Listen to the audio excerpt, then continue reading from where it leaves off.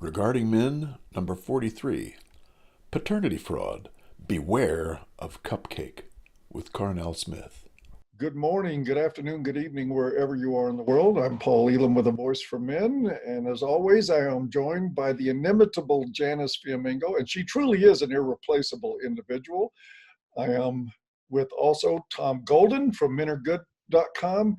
And joining us today is Carnell Smith of Carnell Smith, C-A-R-N-E-L-L Smith.com, link below to his website.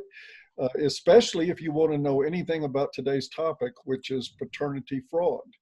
And Carnell is an expert on paternity fraud. As a matter of fact, way back in the day, for you old timers, he was one of the speakers at the first International Conference on Men's Issues in Detroit back in 2014. And his work on paternity fraud far predates that. We're going to get in. I was going to say, he spoke in Washington, D.C. at the men's conference. What was it, 2005, Carnell? Yep. Yeah. So you're an old timer. He's an old That. timer. You can say that. Hey, well, I'm in the 50 plus club. There you go. Yeah, aren't we all? Carnell, why don't we start out with the basics? All right. And something basic that I would like to know is how you define paternity fraud, because it's not just a simple cut and dried subject, is it? No. In fact, there is tremendous opposition to even using the term paternity fraud. Wonder where that opposition comes from. I will certainly highlight that. All right. but back when I found myself, unfortunately, in this situation, so paternity fraud is a situation involving where it's typically a mother who knowingly and willingly conceals material information about the existence of other father candidates from the person that she wants to be the father. And I'll go so far as to say she will go so far as to select paternity after conception. You're like, that ain't possible. But yes, it does. It happens. Legally, it is. Yes. And the opposition that I get, like, well, it was a mistake. No, it's not a mistake when you deliberately and knowingly conceal material facts. So let's put them together. A lawsuit to establish paternity while you are knowingly and willingly concealing material facts to get money. Fraud. And who doesn't want us to use that very obvious term? Yeah. Let's give them all of the ample credit they so willingly deserve. That would be the National Organization of Women. Some of my other opposition has been the gay and lesbians group, which initially I was scratching my head, going, well, what? How do you even have a stake in this discussion? Yeah. Like, okay, what? But guess what? Some of those people want to have kids, right? And they will make an agreement with a guy that's a friend of theirs, and then later they will change their mind about their agreement and sue this guy for child support. That's fraud on another level, okay? But specifically my issue is for the numerous men and teenage boys where we know there are over 300,000 of them are tested each year across North America, according to more than 44 accredited labs by American Association of Blood Banks. And 110,000 of them per year are tested and proven to not be the father of the child that they were accused of being. More than a third? Yep. Wow. That is worth dwelling over. 110,000 out of 300,000 tested. Per year. So in 10 years, we got over 1 million guys and teen boys who now have gotten older, but we can't honestly tell you that 100% of them were able to get out of the trap. Now, why do I call it a trap? Once this guy finds out that he's been deceived, snookered, fugabooed, shanghaied, tricked, he wants to opt out, because many of these guys were like myself. When we went to family court, we were so marginalized out of the life of the child that we thought was ours. What are we fighting for? I mean, I went from unlimited parenting time to 3 or 4 days a week. every time I went to court, I got less. Huh. And in the end, I ended up with the standard formula: once every week and once every other weekend and 2 weeks in the summer. Mhm. And then I found out after my pastor's father talked me into taking the test, he'd seen this little scandal take place in the Air Force. Huh. And that's how I end up helping a group form Veterans Against Paternity Fraud. Hmm. Military men across the nation are caught with this very same thing. And unfortunately, after finding out you're not the dad, it's not your kid, you can't see the kid when you thought you were the dad, and you just want out. For so many of the dads that are in this, it is a tremendously painful thing. And as I know, Tom, you're quite a prolific author on the topic of how men grieve. Yeah. But you know, people are not willing to allow men who have dealt with this pain and this deep sense of loss for a child they thought was theirs. They just want to tell us, well, you guys just suck it up and go away. Keep paying. But guess what? I can't do that. I actually had a client who committed suicide over this very issue after he married his high school sweetheart. Oh. He thought he had married the love of his life. And when his daughter turned 16, his wife decided she's going to use those no-fault divorce laws. And you know how effective those are in North America. That means he's about to lose the house, he's about to pay alimony, and he's about to pay child support. Yeah. Well, as it is for so many of us, somebody in that guy's life talked him into taking a paternity test. That's when he found out that the whole premise of the wedding is that he was going to be a father was a lie from the beginning, not when the test results came out. It was a lie in order to induce him into marrying her. Right.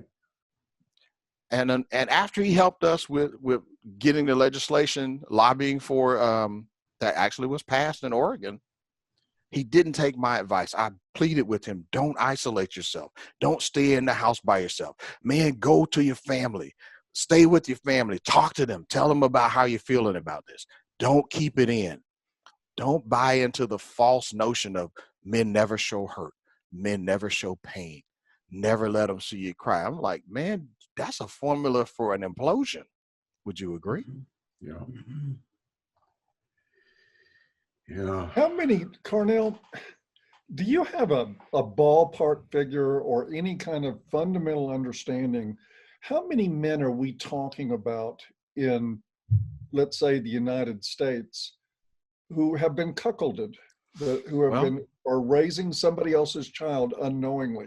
Do we have an estimate of how much is going on? We do. And there's actually been quite a few people who've actually done some studies. Some of the geneticists, well, obviously the child support agency has zero interest in doing this study. Okay. No shit. And the enforcers, and as well as the National Organization of Women and a few other groups who have opposed me, and the family law section of the American Bar Association and the matrimonial attorneys, they do not like my solution, which, by the way, was not even my idea. Just do DNA testing at birth and ensure that the truth is on each kid's birth certificate within the first week. Yes. And then we would assure this child's the ability to get accurate family medical history, family lineage information, being able to identify them. And for some of the guys, if they knew right up front kid wasn't theirs and the relationship was on solid footing, he might be willing to take that on as stepdad. Okay. Right. But our opponents do not want to give him a choice.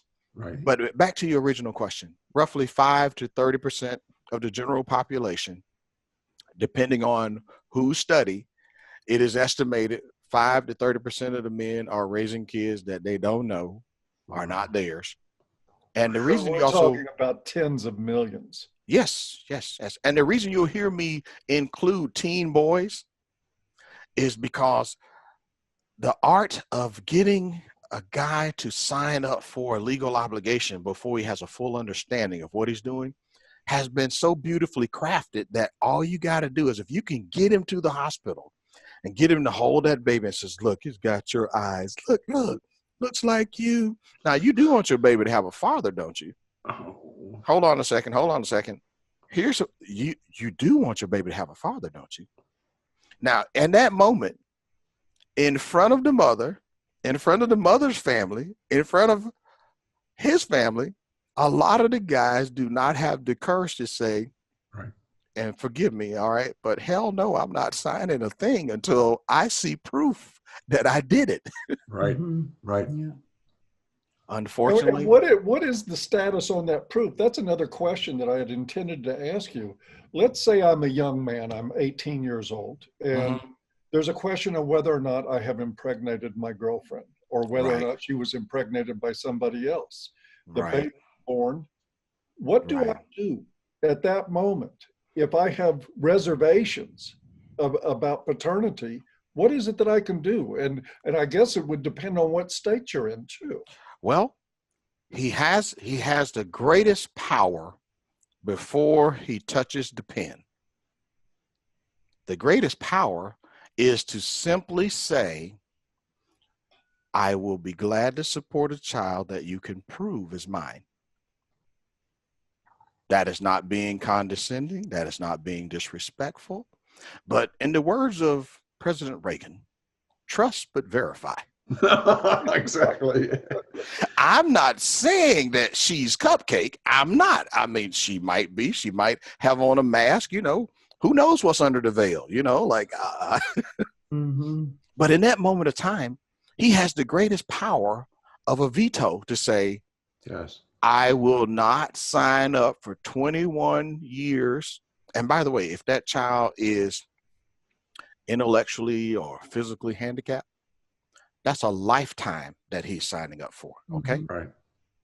Now, my position is he should do so with full knowledge of all of the facts so that he can make an informed decision. Yeah. I mean, look, I'm a rational guy. I'm just saying, who could possibly be against the truth? And by the way, the feminists do not like it when I couch it in that way. I can imagine. I've seen feminists have issues with the word truth. many. Yeah. Truth is a patriarchal construct, as we all know. There you go. There you go. Because it's male privilege. Yeah. Yes, truth is an artifact of male privilege. Let's take a look at another scenario too, because again, it is to me hard to imagine the devastation that this kind of ongoing problem. I mean, you mentioned a man who killed himself. Yes. You got to wonder. He was severely depressed. How many other men have killed themselves, have taken a dive into alcoholism or drug abuse? Well, let me hit on that. Other kinds of problems. Let me hit on that. I, through the work that I've done, it attracts many people also in academia. And I've met a professor or two who is a paternity fraud victim. So, nobody's exempt.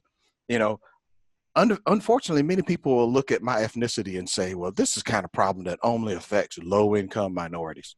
I'm like, it's 2 strikes on that one. Number 1, I'm not low income. All right. Number 2, I am an American of African descent. But to think that the morality standard is high in every other area entirely based on ethnicity is a complete farce. And you'd have to be, if you can forgive me for saying, you have to be a complete idiot to believe that. All right. If you look at my YouTube channel, just by Googling carnellsmith.com, what you're going to see men who are Hispanic. You're going to see men who are Anglo-Saxon, European descent. You're going to see African Americans. And guess what? And most of those guys were married men. I even got a guy on there who, brace yourself for this. This guy had a vasectomy, and his ex-wife went back to court and managed to get a child support order for $20,000 for an invisible kid that his ex-wife and his biological daughter faked a DNA test and they committed fraud on the court. Yeah, really. Guess how we caught them? How? talked the news crew into following her because of our guy. He finally said, well, look, Your Honor, if you think I had a kid with her, because people who understand after you get a vasectomy, you need to have a sperm viability study done shortly after, like each year, to make sure there are no swimmers in the pond, right? Well, our guy had that. And here's what he requested of the court. He said, Your Honor, if I had a kid with her, after I've had a confirmed successful vasectomy procedure, make her bring that kid to this courtroom and show her to you. They caught his ex-wife on camera trying to kidnap a little girl from a grandmother who she had tricked into coming to court, telling the lady she would pay her $50 and give her granddaughter some candy. Wow. They caught it all on camera. Ooh. Well, Fantasy. that turned out in that man's favor. Oh, yes, it did. And he sued.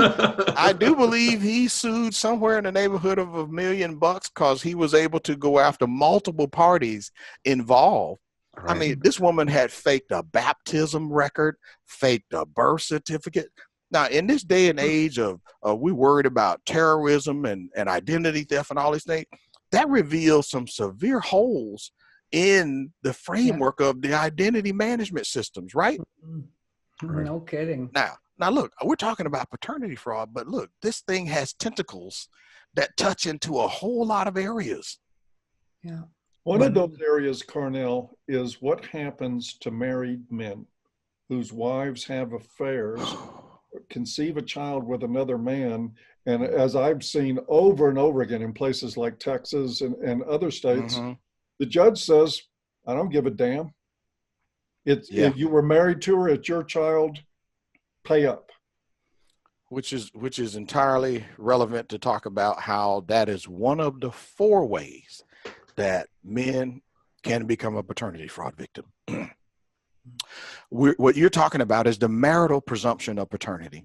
So using, excuse me a second, the Old English common law, where unless the husband was away on the high seas and had no access to the mother during the window of conception, you see my hands, window. If he was away on the high seas and she got pregnant, he had an alibi. Couldn't have gotten to her, wasn't there, had no access, right? Well, by the same token, now that we have genetic testing, and like on my YouTube channel with me on the CBS Early Show, you see this Texas gentleman named Morgan Wise. 3 out of 4 of his kids tested were not his. But it was not, look, it wasn't the testing that by DNA that made him start looking. It was when the youngest little boy was diagnosed with muscular dystrophy. And that is one of those diseases that could only be produced in the child by the mother being a carrier and the biological father being a carrier. So Morgan is getting tested so they can devise a treatment plan for the boy.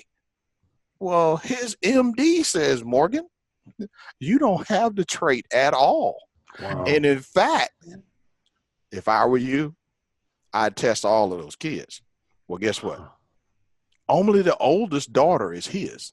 Wow. All 3 of the boys are not his, and some of the boys got different daddies. So now tell me, as we shine the spotlight on Cupcake, what did Morgan do wrong? Man was working, had a job. He had a vocation as a locomotive engineer, so he has a traveling occupation. So guess that leaves Cupcake with some free time. You following what I'm saying? Oh, yeah. Free time and extracurricular activities. But Paul, Janice, Tom, when confronted on camera asking Cupcake, well, why don't you go after their fathers for support and stop going after Morgan for $2,000 a month? She said, well, I don't want to mess up their families. They're married. So you guys tell me, how are we, as in the men and boys who go through this snookerism, how are we the villains? Yeah. Indeed. Wow. Indeed. That's why now doesn't like it, is because it's so obvious they are the villains. Yeah. You know, Well, it's so And, easy. It's so easy to cast that net and just say, I know, Tom, I love your saying I heard years ago, men are good. yes, they are. But in the eyes of this, this deadbeat euphoria, whatever they want to call it, Mm-hmm. I find that there are so many dads out there that want to see their kids. They're saying, but I want to see them. I don't want to just pay. Right. I want to have a relationship with them. That's it. That's it. But I can tell you why after about 3 years or so in court battles, after those dads have been bankrupted, a lot of them give up. And it isn't because he lost love for his kid. You know, Tom, about the grieving process. It becomes so painful that where I'm paying my attorney $200 an hour and I make $40 an hour, I cannot sustain that indefinitely. Not too long. Yeah. No. And you know what I was thinking of, Carnell, when you were talking was the absolute chaos. This mentality, this woman said, well, I didn't want to disrupt the other families, which of course is bullshit. What she wanted was a nice, convenient avenue to get her money through one guy who was making it. And it's so messy dealing with the rest of these guys to get justice done. But I can't even begin to imagine the damage this does to the children in that family, to their relationships with each other, their relationships with their mom and with their dad, and how they see themselves. Well, guess what? The kids asked him to take the test. The kids, look, you think about it for a second. In the community, if Cupcake is a creeper with other other wives' husbands, somebody's seen it, and rumors float. And it's not a question of if the truth is going to come out. It is always a question of when. All right. So the kids asked Morgan, look, tell us the truth. Well, so Morgan, after that medical test, he DNA tests all 4 of them. And he says, well, look, I'm your dad, but I'm just not your biological father. Well said. Okay. Yeah. But then when he went to court saying, well, look, we need to assign the financial responsibility to the guys who had all the fun. Them and Cupcake had the distinct pleasure of producing a child 3 times. Let's help them be responsible. Yes. Well, the judge in his great wisdom there in Texas says, not only are you going to still have to pay, he stripped them of visitation rights of all of the kids because he told them the truth. Wow. Now, how do you think Morgan felt? Wow. And we men are villains. Of course. Horse feathers. Yeah. The judge didn't want to disrupt family. I mean, I would count that judge among them. Yes. Well, they're not all like that. They're not all of course not. Of course not. God, what a messy, messy problem. But it's a preventable problem if we just did the DNA. Look, I ended up doing business with the lab that did my first test for about 10 plus years. So I know how to market the services, and I've actually been contracted to go and provide the DNA testing on the day the baby was born, because a client has either seen something or read something or heard me on radio, seen some of my media stuff, and he says, what happened to Morgan Wise, what happened to Dennis Karen, what happened to Carnell Smith, and all of those other people, including one gentleman we met over in Australia, in Sydney. I don't want that to happen to me. And it is important that I make an informed decision about this relationship right now, early as possible. So I've had 2 clients, one who was married, got the DNA testing immediately on the day of birth. And shortly after we get the samples and I get back to my office, the wife calls me and says, listen, I belong to a religion where if these results don't come out and say they're my husband's, I could possibly be in danger. I will pay you $10,000 to change the results to ensure that my husband is the father. I said, lady, you're crazy. Because for you, it's one test. For me, it's a reputation that I built based on truth, honesty, and integrity. You couldn't pay me $1 million to do that. Yeah. Well, you know what the results came back as, don't you? Sure. I guess. 0.0% paternity. That newborn that she had was not her husband's baby. Right. Yeah. And tell me again now, this is men's fault. And how dare those scoundrels get a test? And the worst thing I've heard in all of the years I've been doing this now, going on close to 20, is a judge actually said that a DNA test is an unfair weapon against women. Oh, man. That's using the truth. Yeah. Like here I am, Carnell Smith, truthologist, who uses DNA to help people solve mysteries and questions about family identity and family relationships. Because the question is, who's related to you? Yeah. You cannot take a verbal representation. Look, you cannot take Cupcake's word for anything. She's got her fingers crossed behind her back saying, I'm telling the truth. Yes, I am. I swear. Don't look behind my back. $10,000 to back it up. And don't look behind my back. That's it. It's Carnell, amazing. I remember you mentioned back in 14 when you were talking about the laws in France. And Yes, that's they horrible. were really stacked against the man that if a guy got a DNA test without mother's permission, he could be criminally charged for that. Yes. What about the United States? What are the conditions? Fortunately, United States hasn't adopted that one. We've been diligent in keeping an eye on that, even in the attempt to do that. Okay, but what does that say? We're going to ask the gatekeeper, the person who knows of the existence of more than one paternity candidate. Now, look, the husband usually doesn't know. The boyfriend doesn't know. The fiance doesn't know. Maybe we could go so far as say, okay, the guy who was a one-night stand, he should not expect her to tell the truth. Okay.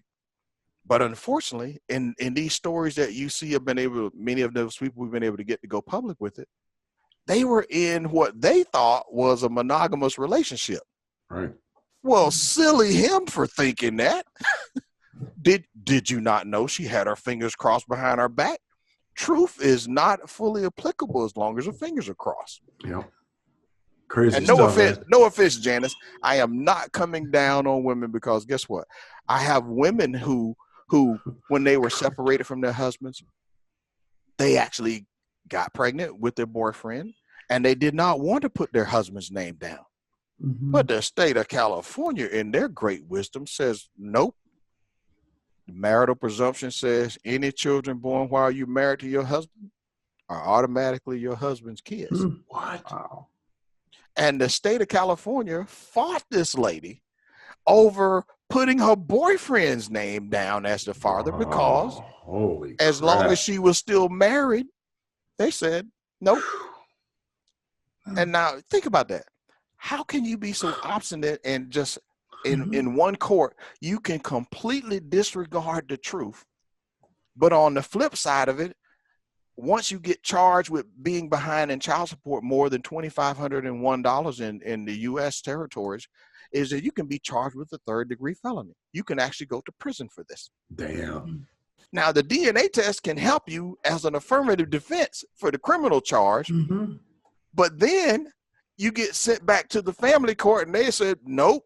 He didn't figure it out in time. Your Honor, there was a 2-year time limit. Or in the case of single men and single boys, if they don't find it out after 61 days when they sign that document, it takes a court order to get his name off of that document.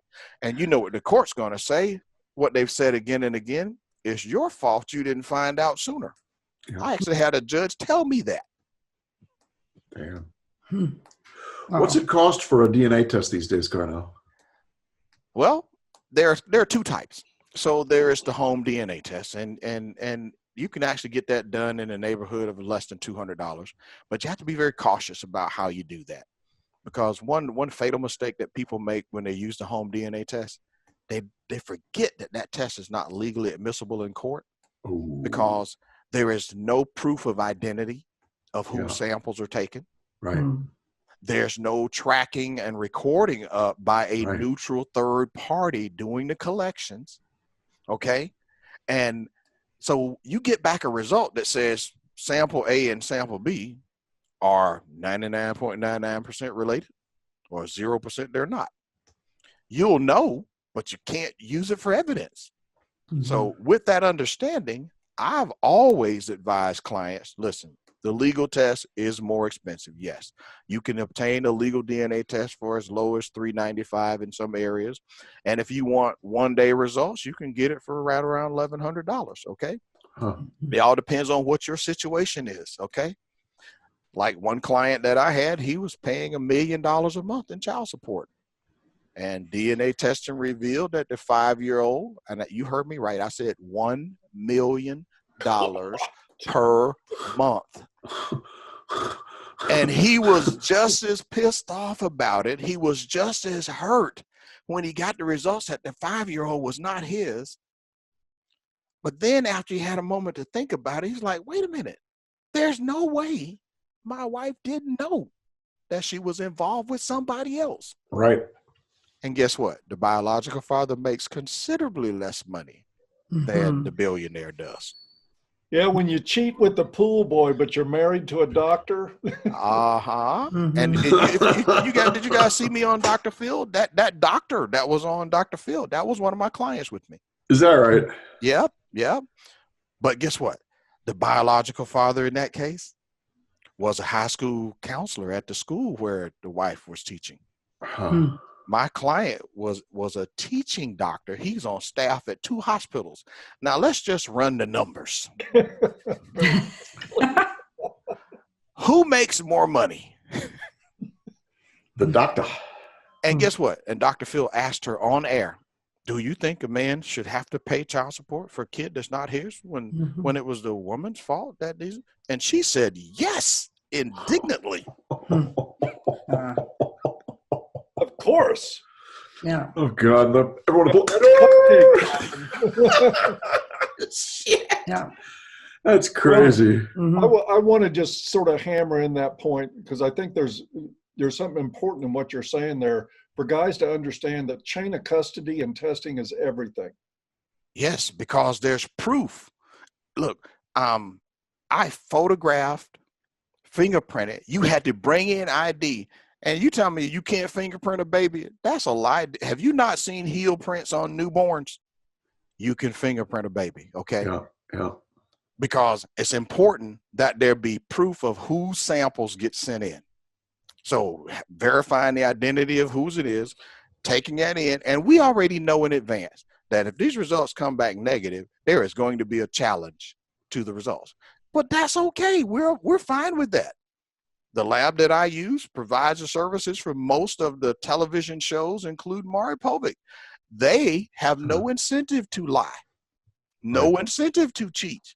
It's a business for them. Integrity matters. Look, and as I dare say, truth matters. There you go. Indeed, it does. So if men out there are having troubles, Carnell, or wondering about stuff, they can get in touch with you via the website and you could consult with them. Is that what happens? Absolutely. Yeah. For a lot of people, and we do this nationwide. So people think that it's hard, it's impossible, but you're talking to a guy who took this to the United States Supreme Court with proof that there were over 1 million men and teenage boys like me, got the Supreme Court to have 2 meetings over it. And then they demanded that I bring them a copy of the Georgia legislation that I had lobbied for and actually co-wrote. And after they saw that, they sent me a 1-page letter. Petition denied. Now, according to most knowledge and most expectations, you would think if you lose at the U.S. Supreme Court, there is no way you can win. Even I forgot something that I wrote into that law. And I end up using the law that I was lobbying for other people. I was the first guy to win using the law. All right. We like that. A little bit of poetic justice. Poetic justice. But winning is good. What people can do, though, in connecting with me at carnellsmith.com is completing our intake application. And the link to that is very simple. It's application.carnellsmith.com. We'll provide application. that below. Yeah, we'll put a link in the Okay. low bar Cool beans. so cool people beans. can find you. But Because look, you need to find Carnell. yeah, look, if you're married, and God knows for the military men who are about to make this fatal mistake, and it goes with, look, the Dear John letter is bad enough where, okay, well, since you're not here, I'm going to go with guy number so-and-so. This other one that is just as bad is, well, look, I'm pregnant and we need to get married. That is a formula for disaster. Yes, because it is. look, first, you heard my premise of trust but verify. First, verify that you did cause that pregnancy. And if you were in love with her and you were going to marry her, there is no harm in delaying the ceremony until you have results in your hand. You see my fingers? Yes. Now, if these results come back and say this, you're going to be a very grateful person. Your feelings will be hurt, but you won't go through a $300,000 loss in legal fees and attorney's fees and child support and stuff that I would have never paid. And then had been stripped of all access to the child because mom said, if you will agree to pay me anyway and pay for supervised visitation, you can still see the child. I'm like, what? Mm-hmm. No, but look, my family love her. I love her. Let us still see her and we'll do things for her directly. But put money in your hands, that'll be a big no. It appears that we need to ritualize. I mean, we have a big thing going these days about gender reveals in children. Yes. Paternity reveals. Yeah, absolutely. Yeah. There you go. I like that. Mari Poetic is a master at that one. Yeah, he is. You are not the father. You are the father. He's made a living off of that. Yeah. Well, hey, you sell the audience what your audience wants to see. And I don't begrudge the man at all, because I think he helped that industry, which was really sort of maybe had a slow start. The thing hit mainstream, so much so that there are some organizations and groups now saying, well, look, why should we have to go and test multiple people drawn out over years? Why don't we collapse this thing to the first hearing?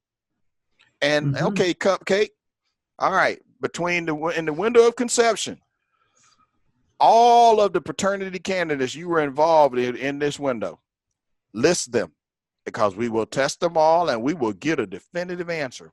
Yeah. And you know what the feminist said? Oh, no, you can't do that. That would not be fair. That would be exposing her personal business. Like, no, it wouldn't be. It'd be in the courtroom there with the judge. Yep. Yeah. And what about the rights of the child that feminist organizations are always talking about and pretending that they care about? How can we have tens of millions of people, children first, growing up not knowing their parentage, the health implications of that for the well-being of those people are obvious to anyone, and yet somehow they can wait, Janice, you're using sound logic here. That disqualifies you. That's out. Look, what did Cupcake say? Don't confuse me with the facts. Look, I want what I want. Yeah. Whether it's right or not, that's what I want. Look, I can laugh about this now, but it was a very painful, very tough that day. I got those results. But then when I found out there were people in worse shape than me, like truck drivers who had been injured in accidents, and they can't even get their licenses back once they go through rehab to be able to go back to work. And then they find out the kids that they have been laboring to support are not theirs at all. And the child support sympathetic answer is, well, look, buddy, we'll give your license back when you bring us the whole thing. God. And the fact that the kids are not yours, that's not what we're here to talk about. Look, we have arrears here, buddy. And that bill is $23,000. Look, where's our money? Just awful. Terrible. Well, they need their percentage. Yes, they do. Yeah. And they associate fees with those collections and they charge interest. Yep.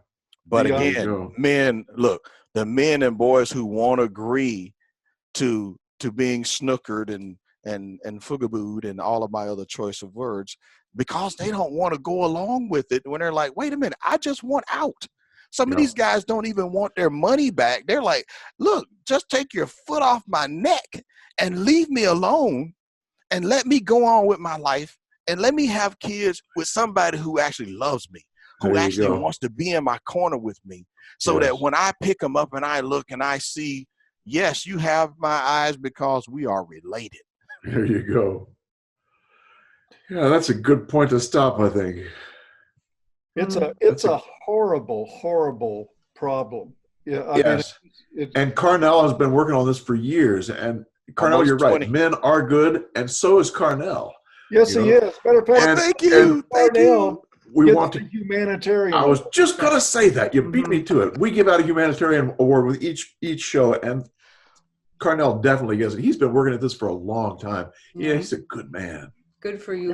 Thank you. Thank you for the good work you're doing. And we also give out a PUDA, Carnell. PUDA? A PUDA, a flying PUDA. And you'll see her fly in here in just a second. But who are we giving it to, guys? I'd say it goes to Cupcake. All the cupcakes out there. Yeah. Cupcake gets it. She's going to come in and just, oh, there she goes. There she goes. Oh, and can I thank Janice too? Because Janice, you are not alone with that rational thought that yes, women are capable of being truthful, and they're capable of being where they look at the best interest of their child, so that they want all of the facts for their kids, medical history and heritage, etc. You are not alone. It is 90% women who contact me, and that when I go before legislatures and I'm saying to that woman, look, you want to do something with your voice, here's the opportunity. And due to their innate ability and years of being able to network and to empathize, they are able to bring in that guy who has always thought there's nothing can ever be done. She can reach him before I can. So my outreach is hopefully to inspire hope in people and to motivate them to take action. As bad as it looks, doesn't mean that it's hopeless. You get me? There you go. Good for you. There you go. Yeah. Amen to that. Yeah. A good note to end on. Be proactive. Yes. Yeah. Call Carnell. Do not sit and wait for the system. Really? It'll eat you alive. Because the system does not deliver justice. The system is there to meet its own needs, and it's going to be at your expense. Yes. Yeah. Got a question? Go to carnellsmith.com and get Indeed. started on that questionnaire. Yeah. All right. Indeed. Pleasure. Carnell, Thank you. Thank you very much, man. It's so good to see you. Honestly, we go back a long time, 2004, I think. So absolutely, all the way back to DC. It's always good to see you. All right. You all take care then. All right. Okay. Cheers. All right. Cheers. We'll see you. Bye-bye. Bye-bye. Bye-bye.